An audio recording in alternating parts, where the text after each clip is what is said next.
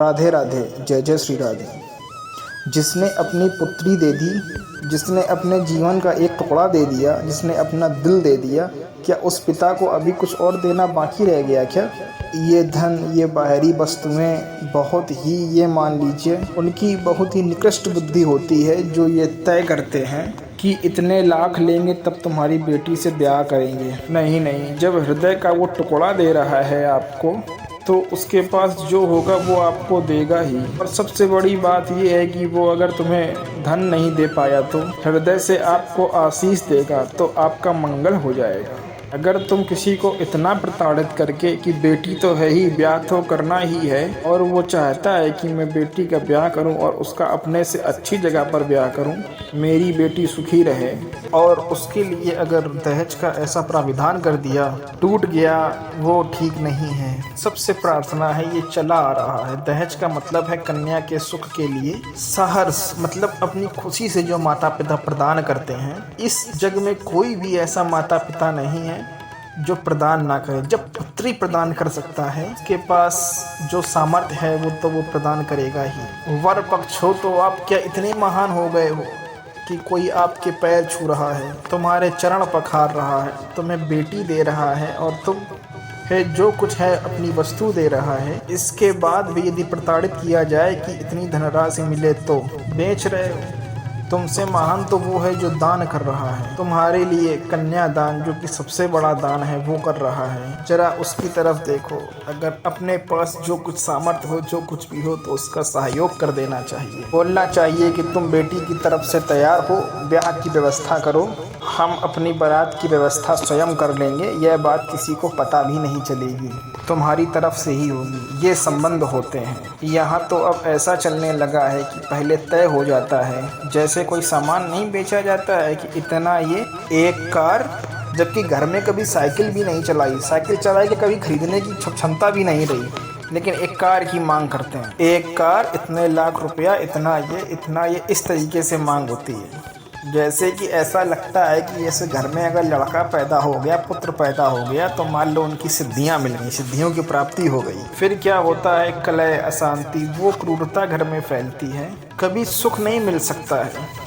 कन्या पक्ष का पिता प्यार से जो कुछ भी आपको दे रहा है, उसके बाद आपके चरण पखार रहा है, आपके चरण पकड़ रहा है, अपनी कन्या का दान आपको कर रहा है, इससे बढ़कर क्या होगा? जरा आप अपनी बुद्धि से विचार करके ये चीज़ देखो कि उसकी लड़की है इसलिए वो दैन्य हो रहा है, केवल आपके पास लड़का है इसलिए आप इतने गर्व में हो रहे हो कि उसके ऊपर बोझा रख दें कि इतना नहीं तो फिर ब्याह नहीं हो पाएगा। जाइए, चाहे जितनी भी पढ़ी लिखी सुशील लड़की हो, आपने नहीं देखा है ये, आपने ये देखा कि इतना धन दोगे तो ही हो सकता है ब्याह, अन्यथा नहीं हो सकता। नहीं भाई, धन कोई चीज़ नहीं है, वो सुशील भाव से माता पिता परिवार को सजाएगी आकर के आपके। आप इस चीज़ पे ध्यान दीजिए। और फिर जो कृपा प्रभु की तरफ से होती है, भले ही नमक रोटी खाओगे, सुंदर संतान होगी, सुंदर परिवार चलेगा।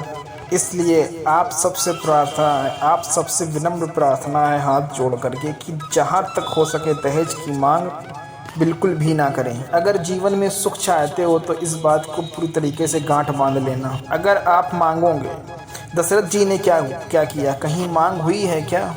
जनक जी ने, कोई भी माता पिता उठा नहीं रखता है, हम इस बात को जानते और मानते हैं। बस बहुत ही ज़्यादा बुद्धि निकृष्ट हो तो नहीं कहते हैं, नहीं तो प्रायः कोई भी माता पिता की बात होती है तो ये होता है कि क्या लाके अपने बच्चे को दे दूं जिससे वो सुखी हो जाए। सबसे प्रार्थना है, यदि आप इन देवी शक्तियों का सम्मान करना चाहते हो तो चाहे बहु रूप में लाना हो या देना हो, दोनों भाव में यदि मेरे पास है तो हमें छिपाना नहीं चाहिए। अच्छे से अच्छे, जितनी आपकी सामर्थ्य हो उस हिसाब से सुख सामग्री अपने बेटी को देना चाहिए, क्योंकि अगर वो बेटा होती तो आपकी संपत्ति में वो भी अपना अधिकार प्राप्त करती। हमें देना चाहिए, उधर से चाहिए वर पक्ष से जो दे दे वो उसकी बात है, हम उसके जियाए थोड़ा ना जिएंगे, जो मिल जाए वो राधे राधे राधे राधे। बस आपको स्पष्ट तरीके से खुल के मांग नहीं करनी है।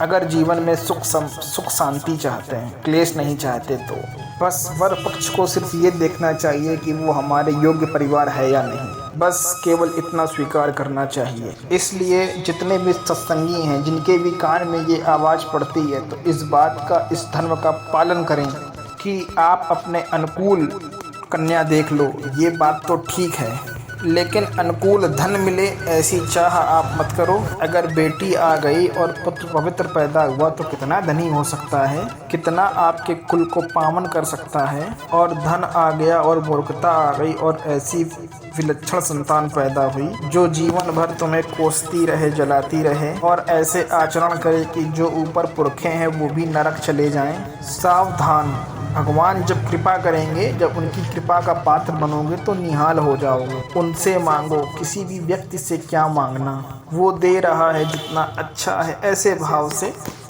राधे राधे, जय जय श्री।